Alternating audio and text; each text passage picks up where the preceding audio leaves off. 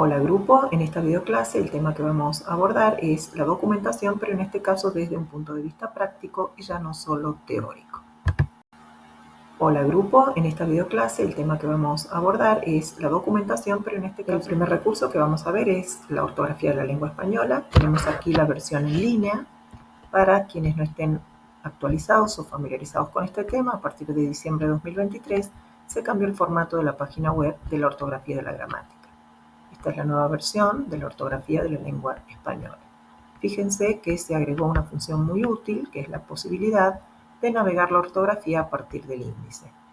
Esto resulta una manera muy práctica de usarla porque no se trata de un libro que se vaya a leer de forma lineal, capítulo por capítulo, sino de una obra de consulta que se va a explorar según la necesidad. Una opción que tenemos también es trabajar con el índice en PDF, que nos va a permitir ubicar rápidamente el material que queremos ver. Esto resulta útil porque el texto completo es muy extenso y el índice entonces va a facilitar que encontremos exactamente lo que necesitamos consultar. Por ejemplo, si lo que buscamos es la información sobre el uso del punto en los títulos o en las enumeraciones en forma de lista, vamos a ver que este tema se localiza en el capítulo 3, subcapítulo 4, sección 1, y luego esto nos va a llevar directamente allí. También puede hacerse desde la versión en línea usando la navegación por temas, si se accede a la sección signos de puntuación y dentro de esta, al apartado El punto, se encuentra la misma información, el punto en contextos específicos. Conocer cómo está organizada la ortografía y saber cómo ubicar la información nos va a permitir aprovechar mucho mejor esta herramienta de consulta, especialmente cuando necesitamos resolver dudas concretas. El primer recurso que vamos a ver es la ortografía de la lengua. Hablemos ahora de los libros de estilo. Empecemos por recordar lo que son. Estos libros son los que nos dan recomendaciones sobre la ortografía y la ortotipografía, es decir, sobre la tipografía que se usa. A veces dan recomendaciones que van en contra del uso de la norma o de la lengua general. Por ejemplo, es el caso de las mayúsculas. Hay muchos manuales de estilo, algunos son de la lengua general y otros aparecen por sector. Un libro de estilo de la lengua general es el de la Real Academia Española. Notemos que el mismo libro indica cómo usarlo, ya que tiene una sección de modo de uso. No obstante, puede ser un poco difícil de navegar. Vemos que a partir de la página 399 tiene un glosario que en muchos casos contiene información muy interesante. La primera parte abarca también aspectos tipográficos como el uso de las cursivas, de la mayúscula y demás. Vale destacar que además de ser un libro difícil de navegar, está mucho más orientado al uso de la lengua en España que en Latinoamérica. Aún así, tiene mucha información muy interesante sobre todo lo que tiene que ver con publicaciones digitales o en línea. Otro libro es el de 2013 que se llama El buen uso del español. Es un libro de estilo de la lengua general. La versión que tenemos disponible es una versión escaneada del PDF. A diferencia del anterior, este libro tiene un índice bastante bueno que permite guiarnos y entender el contenido. Si bien repite mucha información de la ortografía, la disposición de esta información se hace de una manera más accesible por la forma en la que está redactado. Por supuesto, también tenemos los libros de Martínez de Sousa. Tanto la ortografía como el manual de estilo son libros que tienen muy buenos índices para guiarnos en el contenido. Hay que saber, es muy importante esto, saber qué tienen los libros para saber en qué pueden ayudarnos. Por ejemplo, el MELE tiene el diccionario de materia, que está ordenado alfabéticamente, donde podemos encontrar una forma de solucionar una duda en cuanto a la escritura, por ejemplo, de las décadas. Por supuesto, esto está hecho para la lengua general y después habrá que ver qué me sirve de todo esto para aplicarlo en los textos científicos. Hay un libro también que está hecho como manual de estilo para textos especializados. En este caso, para textos científicos. Entonces, algunas cosas de este libro nos sirven para textos técnicos, mientras que otras son exclusivas para los científicos. este cuaderno de la Fundación Dr. Antonio Esteve. Es importante porque contiene a partir del capítulo 2 las normas que regulan la escritura científica. Habla sobre el sistema internacional, sobre las unidades, sobre qué son las unidades, sobre la escritura de los símbolos. Nos interesa particularmente este tema abordado en este libro, ya que los aborda para los textos técnicos y científicos. Los símbolos también es un tema abordado en el capítulo 5 de la ortografía de la RAE, pero lo hace desde un enfoque de la lengua general. También habla sobre las diferentes unidades, la diferencia entre unidad y medida, que son conceptos que debemos tener en claro. Por ejemplo, también aborda la escritura de las monedas, que abordaremos en textos de economía o contabilidad. Y también podemos consultar, por ejemplo, sobre la escritura de los números con notación científica. Como podemos ver, el cuaderno 39 hace otro abordaje acerca de la escritura de los números que va más allá de lo que nos ofrece la Real Academia Española. El libro de la RAE me sirve, por ejemplo, para artículos de divulgación, periodísticos o pseudoliterarios como de turismo. Pero nos vamos a encontrar con textos técnicos y científicos en los que necesitamos un poco más de información, necesitamos ir un poco más lejos de lo que ofrece la RAE en lo que tiene que ver con el estilo. Notemos también que el capítulo 3 es sobre prototipografía, algo que vamos a ver más adelante. También retomaremos este cuaderno cuando veamos los anglicismos, porque acá están muy bien explicados, muy bien desarrollados. Y vemos también que los capítulos 5, 6 y 7 son más complejos y los vamos a trabajar hacia finales de año. Respecto del estilo, tenemos también a la Fundeu, que a veces resuelve dudas que son de normas ortográficas y otras que son de estilo. La misma Fundeu, la Real Academia Española, a través de las consultas que podemos hacer en Twitter, nos van a responder de lunes a viernes. Es un buen recurso, es actual, es ágil e inmediato. Es muy importante explorar qué tipo de dudas resuelven para tenerlo presente como una opción. En lo último que nos vamos a detener en cuanto a los libros relacionados con la lengua española, tiene que ver con las gramáticas. La Real Academia Española publicó un glosario de términos gramaticales, pero lo que nos interesa a nosotros es propiamente el libro de gramática, es decir, el que aborda la morfología y la sintaxis. Como mencioné hace un momento, a partir de diciembre de 2023, tiene una nueva versión en línea que es muy distinta a la anterior, es mucho más amigable y mucho más fácil de navegar, lo mismo que sucede con la ortografía. Una de las mejores maneras de navegarla es a partir del índice, como ya dijimos. Fíjense que se divide en morfología y sintaxis. A partir del capítulo 2 habla de la morfología hasta el capítulo 11 y luego a partir del 12 comienza el desarrollo de la sintaxis. Recuerden que estos no son libros que podamos leer de manera lineal, sino que son libros de los que tenemos que extraer lo que necesitamos específicamente. Es por ello también que para hacer esta búsqueda más eficiente necesitamos conocer los términos propios del campo, saber qué es un sufijo, qué es una derivación, qué es un sintagma. Estamos ante recursos de normas que afectan a la lengua en general, no obstante, estas normas de sintaxis son las mismas que utilizamos en los textos especializados. Otro tipo de libros o recursos que están a mitad de camino entre los recursos sobre la lengua y los del léxico son los dudarios. Vamos a encontrar muchos y de distintas índoles. Nos vamos a detener, por ejemplo, en el de la RAE, que es el Diccionario Panhispánico de Dudas.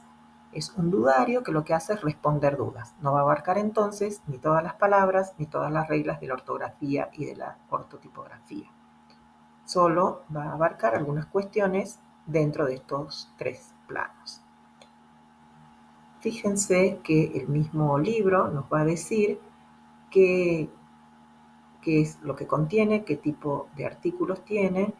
Todo esto lo van a poder encontrar a la derecha de la pantalla. Otro libro muy conocido es El Dudario de Alicia María Zorrilla sobre el uso de la lengua española.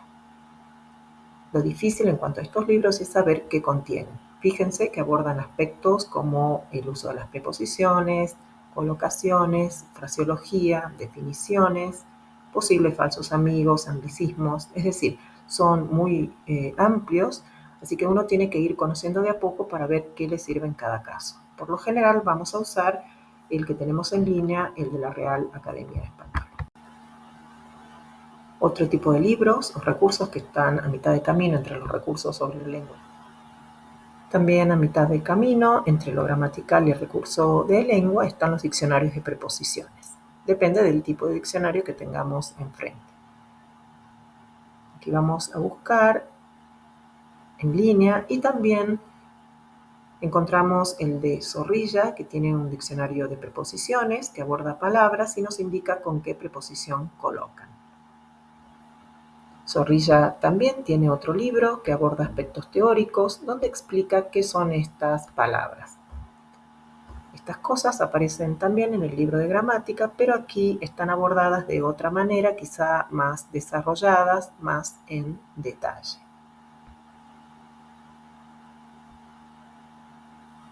Vamos a encontrar también otro diccionario muy conocido que está hecho para alumnos de español como lengua extranjera, en realidad, pero que resulta muy útil para nuestra actividad traductora. También indica la palabra y con qué preposición suele usarse y a veces incluso también nos da el significado. Los libros de dudas suelen abordar muchas de estas cuestiones. Este libro lo tenemos en 2 tomos, aunque hay también una versión que viene en uno solo. Son muy útiles y tenemos que saber que si tenemos alguna duda sobre las preposiciones o si queremos evitar repetir siempre las mismas, existen recursos que nos pueden dar este tipo de información.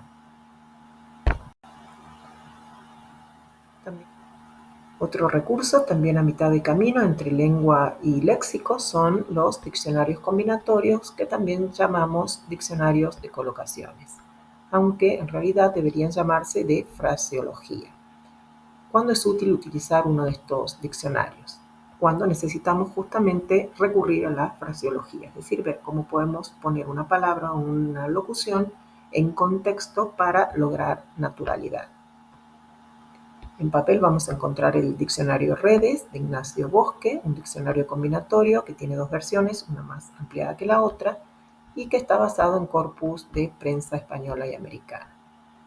El diccionario combinatorio que está en línea y que es gratuito está basado en el CREA, pero es muy limitado ya que está más orientado a estudiantes de español como lengua extranjera y su cobertura semántica es muy reducida. Los que realmente sirven son los de Bosque, que los tenemos disponibles en la plataforma en su edición del 2006. Tenemos que aprender cómo usarlos, cómo leerlos, cómo explorarlos. Tienen un índice, una guía de uso y siempre es importante leer esta guía. También encontramos que se puede hacer la búsqueda con el buscador de PDF. En pantalla podemos ver entonces con qué adjetivos se combina una palabra, con qué sustantivos, con qué verbos. Por ejemplo, más que parar la violencia, podemos encontrar que se dice cortar la violencia, detener la violencia, mitigar la violencia. Esto nos ayuda a saber qué verbos se usan con violencia en español. Este tipo de diccionario no define palabras, sino que indica cómo se combina una palabra con otras. Tenemos que saber también qué ofrece, la palabra destacada en negrita, tenemos la categoría gramatical, nos brinda las combinaciones agrupadas por clase de palabras, verbos, adjetivos y el símbolo de doble barra vertical que marca la separación. También suelen incluir ejemplos de uso en letra cursiva. También nos muestra remisiones, en lugar de mostrar la fraseología completa, te puede llevar a otra entrada relacionada. Podemos encontrar a veces una doble entrada para una palabra si es que es polisémica o si se usa con o sin preposición. Este diccionario les va a servir mucho, incluso para traducción literaria, en realidad para todo tipo de traducciones, y es importante invertir tiempo en aprender a usarlo y saber qué información nos proporciona. Esto es lo que hicimos recién, buscar para entender cuál es la fraseología o la colocación de una palabra, como en el ejemplo de violencia, que podría bien aparecer en un folleto, un artículo o en un texto de divulgación científica. Pasemos ahora a la segunda parte de este video. Vamos a abordar los diccionarios, las fuentes terminológicas, es decir, la documentación que tiene que ver con la palabra propiamente. Hay dos aspectos a destacar. Por un lado, tenemos que saber usar los diccionarios, saber leerlos, y por otro, tenemos que poder evaluarlos. Para todos los recursos que encontramos en línea, tenemos que poder evaluar la calidad que tienen y entender quién es el destinatario de ese diccionario o recurso. Entonces, primero vamos a observar cómo leerlos. Van a ver que para este caso van a encontrar material que tenemos esta semana en donde se aborda el tema de los diccionarios. Veamos cómo buscamos un equivalente, no en diccionarios bilingües, sino cuando tenemos una definición en un monolingüe en inglés y buscamos en un monolingüe en español un equivalente. ¿Cómo buscamos entonces la equivalencia entre ambas definiciones para poder entender si estamos o no frente a equivalentes? Para esto vamos a repasar conceptos como cuál es la definición de palabra, cuál es la denominación, o sea, el nombre, la palabra en sí, y la relación que hay entre la palabra, la definición, el concepto y el objeto al que se refiere. Fíjense que acá tenemos un ejemplo ante el mismo lema en el texto fuente. Hay dos traducciones distintas con dos sentidos distintos. Esto sucede porque las palabras suelen ser polisémicas. Entonces, si bien todo lo que tiene que ver con término, palabra y definición lo vamos a repasar en la unidad 3, lo que vamos a ver ahora es cómo usamos el diccionario. Veamos cómo buscamos un equivalente. Para esto tenemos que entender cómo se construyen las definiciones. Fíjense que aquí tenemos un ejemplo con un término en inglés, fit, y una correspondencia o equivalente en español. El punto es observar lo que está aquí resaltado en color, lo que se conoce como descriptores, que son las palabras clave en la definición. Si yo tengo un término en inglés con una definición, por supuesto que además tengo que entender qué significa cada una de esas palabras clave. Lo que tengo que buscar entonces es que mi palabra en español con su definición tenga las mismas palabras clave o que esas palabras clave signifiquen o me lleven a la misma idea. Esa es la idea o concepto detrás de los descriptores de las definiciones. Además de poder observar los descriptores, tenemos que entender que los diccionarios son productos humanos, o sea que son elementos que hacemos, que creamos las personas y que, como todo libro, tiene un destinatario específico. Este destinatario no son los traductores, por eso también tenemos que entender a quién está dirigido el libro que estamos consultando. Por último, tenemos en el material de cátedra un resumen de cómo sería la comparación a partir de descriptores de las definiciones de dos términos en distintas lenguas que aluden a lo mismo. Vemos ahora el diccionario por excelencia de la lengua española, es el diccionario de la Real Academia Española, es un recurso gratuito en línea y necesitamos saber primero qué es lengua general y luego necesitamos entender qué información nos ofrece. Fíjense que uno puede abrir aquí la guía de consulta y ver una recomendación, una guía de cómo usar este diccionario y cómo leerlo. Podemos hacer búsquedas por expresiones, por palabra exacta, por palabra que empieza o que termina. Si, por ejemplo, estoy haciendo un juego de palabras y necesito que termine en algo en particular. También puedo buscar anagramas, sirve mucho para buscar locuciones, adverbiales, sustantivas. Y a partir de la nueva versión ofrece también sinónimos, palabras afines y ejemplos de uso. Es un diccionario muy completo. Otro diccionario que tenemos para mostrarles también es el de María Moliner, que lo pueden descargar del Webmix e instalarlo. Por supuesto, si pueden tenerlo en papel es mejor, pero es un diccionario bastante caro y hasta que aprendamos a usarlo conviene empezar siempre por la versión digital. Pueden buscarse, por ejemplo, palabras por orden alfabético o por orden inverso. Otro diccionario de María Molinar del que estamos hablando es uno léxico, es decir, es un diccionario de la lengua, un libro que contiene una lista alfabética de todas las unidades léxicas de la lengua en general. Vamos a pasar a ver la diferencia entre un diccionario de lengua general y un glosario. El glosario es un repertorio de palabras definidas por un campo temático o por un libro fuente. También están los léxicos. El léxico puede usarse como sinónimo de diccionario de la lengua o como catálogo de términos pertenecientes a un campo temático definido. Vamos a usar también la palabra vocabulario para referirnos a un catálogo de palabras ordenados por ciertos criterios. y la diferencia puede estar en la cantidad de información que nos brinda. Por último están los tesauros, que son más complejos, son vocabularios controlados y dan evidencia de la terminología usada en un campo temático o en una institución. Entonces, dentro de los conceptos, el diccionario de la lengua española y el de María Moliner serían vocabularios generales. Ahora, respecto de la terminología y de las fuentes terminológicas, vamos a ver algunas por ahora, aunque hay muchas más. Algunas de estas fuentes son glosarios, vocabularios controlados o tesauros, que pertenecen a otros campos temáticos. Por ejemplo, la medicina, la arquitectura, la agronomía. Vamos a ir viéndolos a medida que avancemos en las unidades de esta cátedra. Ahora, respecto de la terminología y de las fuentes terminológicas, la primera fuente que vamos a abrir es Termium, es del gobierno de Canadá, es una fuente que usamos mucho. Vamos a hacer una búsqueda. Fíjense que nos da el equivalente en francés y a veces en español, y también la fecha en la cual se hizo el registro. Nos dice el campo temático al que pertenece, campo temático como vimos con la nomenclatura de la UNESCO, que así como se clasifica un texto, también clasifica a un término. Vemos la definición, que a veces es una definición tomada de un diccionario y otras veces de otro tipo de textos.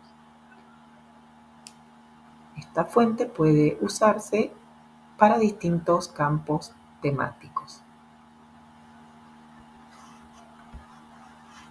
Podemos notar también que aquí muestra en componentes temáticos el equivalente, tuerca, y la definición del equivalente.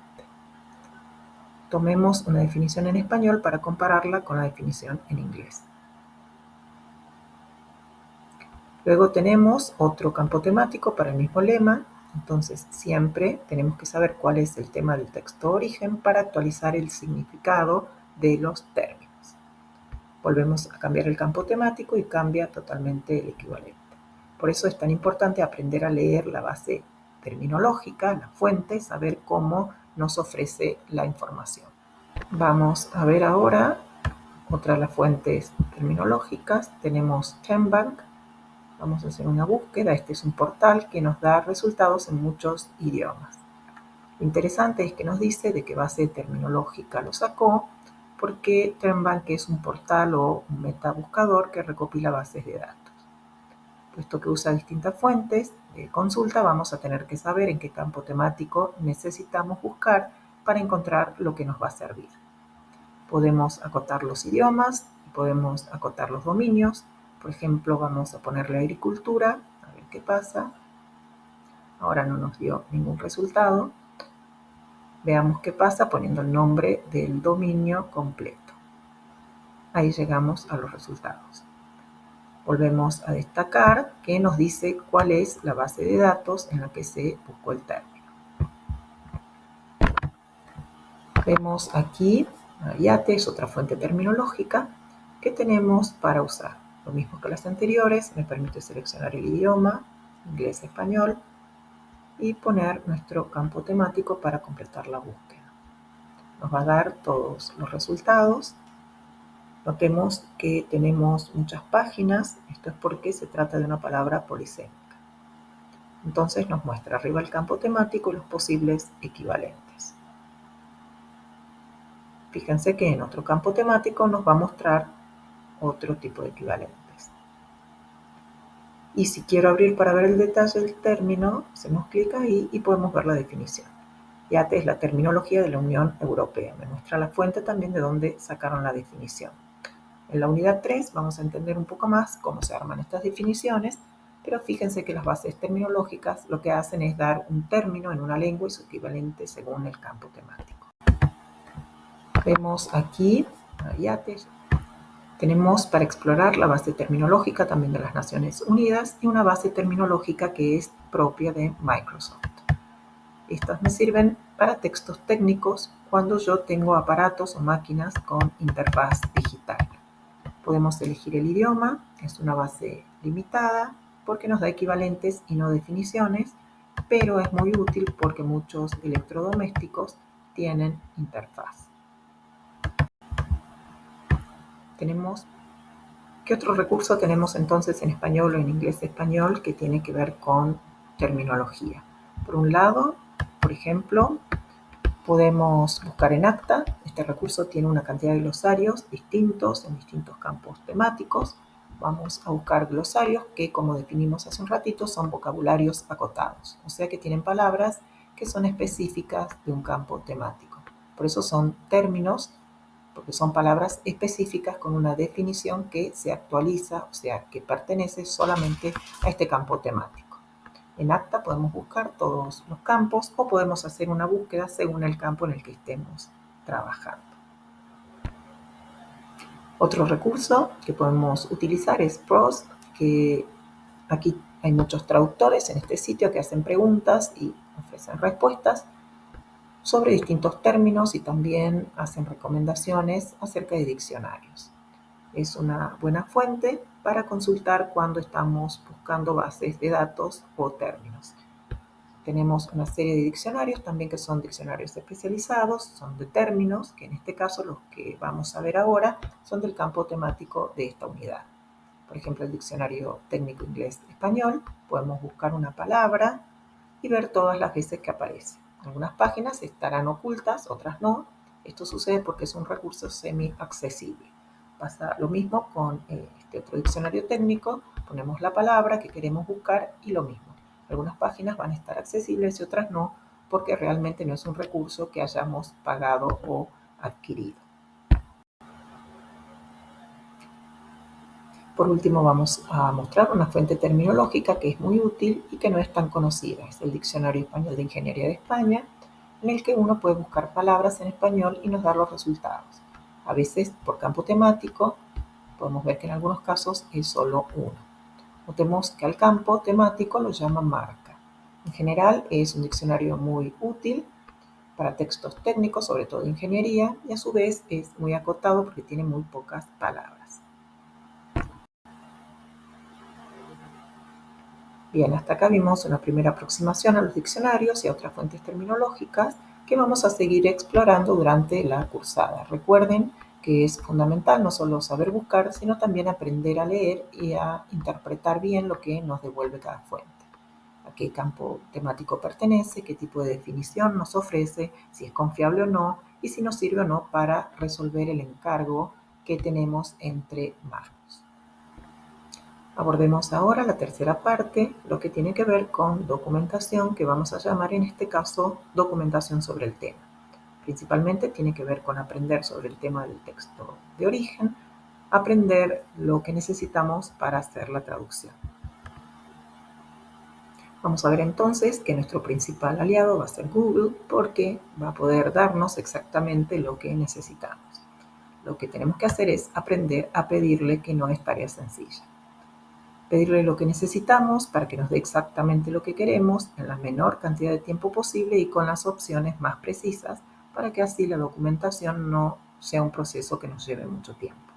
Lo ideal para documentarnos sobre el tema sería consultar con especialistas sobre aquello que no sabemos. Pero, ¿cuántos especialistas conocemos? ¿Cuántos especialistas tenemos cerca como para poder evacuar nuestras dudas? Por este motivo, todo lo que tiene que ver con la palabra escrita que aparece de manera gratuita en Google va a ser una representación de lo que saben los especialistas. Estas fuentes escritas son nuestro reemplazo de las personas a las que no tenemos acceso. Así que vamos a consultar esos textos escritos para aprender sobre los temas de nuestros encargos. Estos textos escritos, que vamos a llamar en general textos auxiliares o paralelos, y que la semana vamos a ver en detalle, nos pueden ayudar también a documentarnos sobre la terminología y la fraseología. Estos textos son una muestra representativa, como dijimos, del lenguaje de los especialistas, de cómo hablan, de cómo se comunican y cómo utilizan el lenguaje.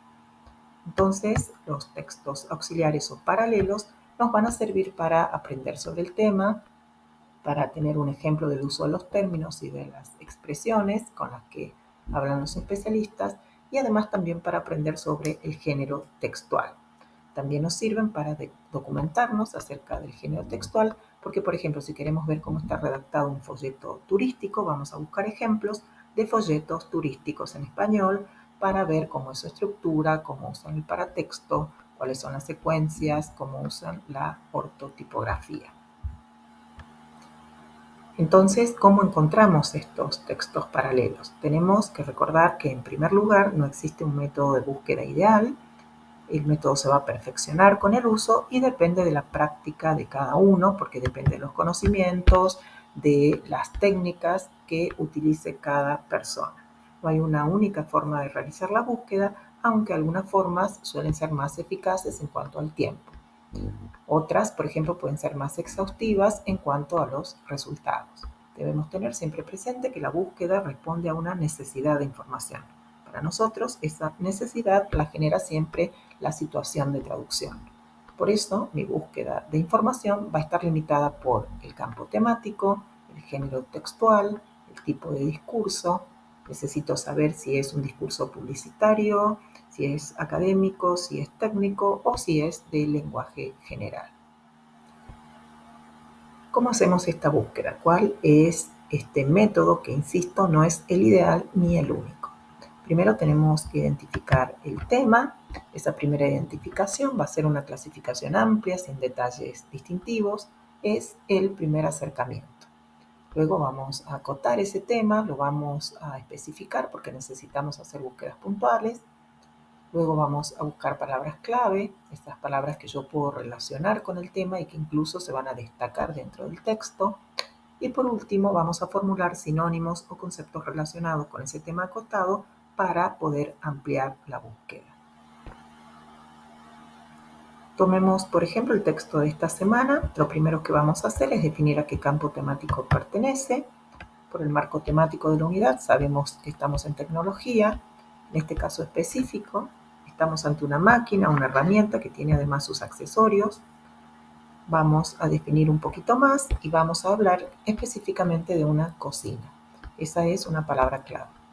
Sabemos que tiene horno, hornallas, accesorios.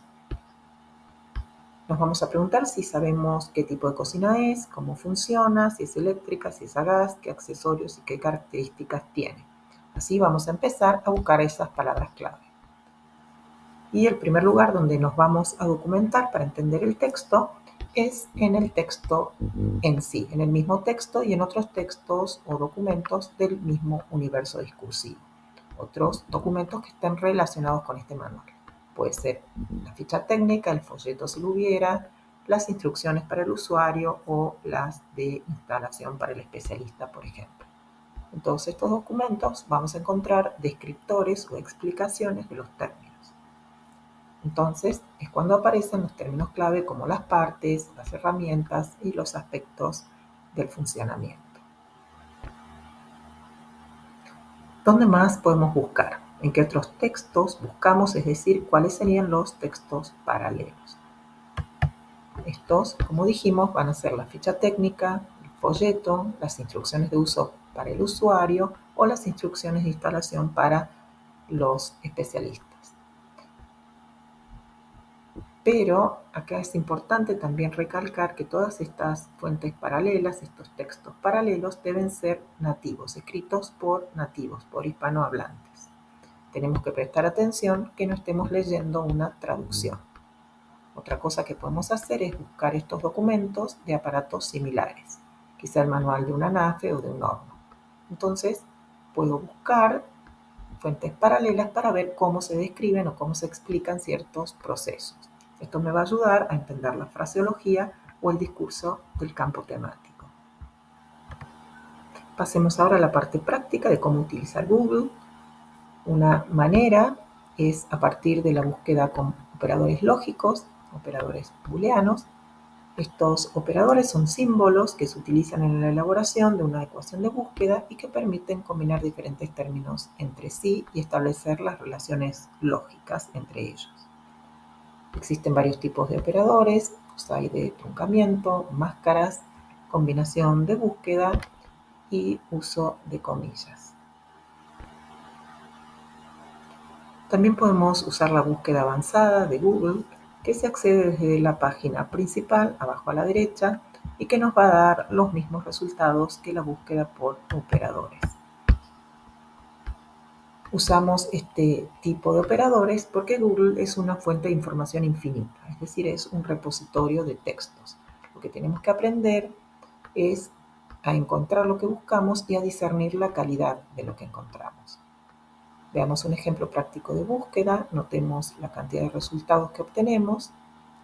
Pasemos ahora a restringir esos resultados poniendo comillas. Las comillas hacen que las palabras aparezcan exactamente en ese orden en los resultados.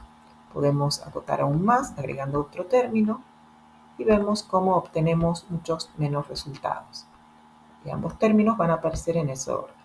Podemos seguir restringiendo más la búsqueda y, por ejemplo, pedirle que sean solamente resultados en PDF. Esto se hace escribiendo file type PDF en el cuadro de búsqueda.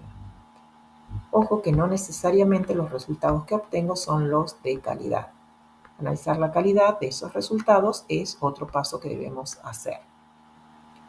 También podemos agregar palabras clave como instrucciones o manual. Otro operador útil es define, es un operador que podemos usar, por ejemplo, si queremos saber qué significa un determinado término. Se escribe así, define, palabras, sin dejar espacios. Si el término es compuesto, lo vamos a poner entre comillas. Fíjense que se reduce el número de resultados y que Google nos da directamente definiciones. Ahora bien, yo tengo que ver cuáles de esas fuentes me sirven, cuáles no sirven por ser fuentes abiertas, cuáles pueden ser textos paralelos de calidad porque son publicaciones de autores reconocidos, cuáles tienen revisores. Es decir, que los operadores, al igual que la búsqueda avanzada, siempre me van a ayudar a reducir el número de resultados que en realidad sirven para esos. Luego yo tengo que seleccionar la información que me sirve. El otro gran buscador que tenemos es Google Académico. En este recurso supuestamente no vamos a encontrar textos que no sean científicos, es decir, que no vamos a encontrar manuales ni publicidad, sino lo que encontramos son textos de corte científico. Igualmente nos sirve porque podríamos encontrar una tesis sobre algún electrodoméstico o sobre algún proceso técnico que tenga relación con nuestro campo temático. También podemos acotar la búsqueda para que solo nos muestre resultados en español. Una tesis de grado, por ejemplo, va a tener el vocabulario técnico que me puede servir para documentarme. En Google Académico también funcionan los operadores booleanos. Fíjense cómo se acota el número de resultados según los términos que yo ponga. Todo va a depender de qué palabras clave estoy usando y de lo que estoy buscando. Podemos instalar un botón de acceso directo a Google Académico en el navegador. Entonces puedo acceder de manera inmediata. También Google Académico es muy interesante respecto a que si pongo citar, ya me da el nombre del texto y la cita en normas APA. Bonus también es un canal recomendado en YouTube. Van a encontrar un canal de un profesor que explica de manera muy clara y sencilla cómo usar la búsqueda avanzada, operadores booleanos y el Google Académico. Les dejamos una selección de videos cortos, son muy eficaces y muy bien explicados y para quien lo necesita sirven muchísimo para aprender a investigar. ¿Por qué es tan importante?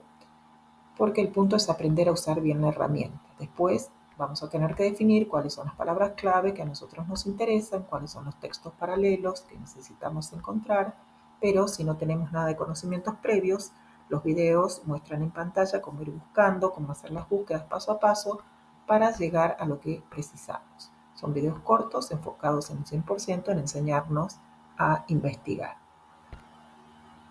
A modo de cierre, vamos a decir que el foco de esta semana es aprender a investigar.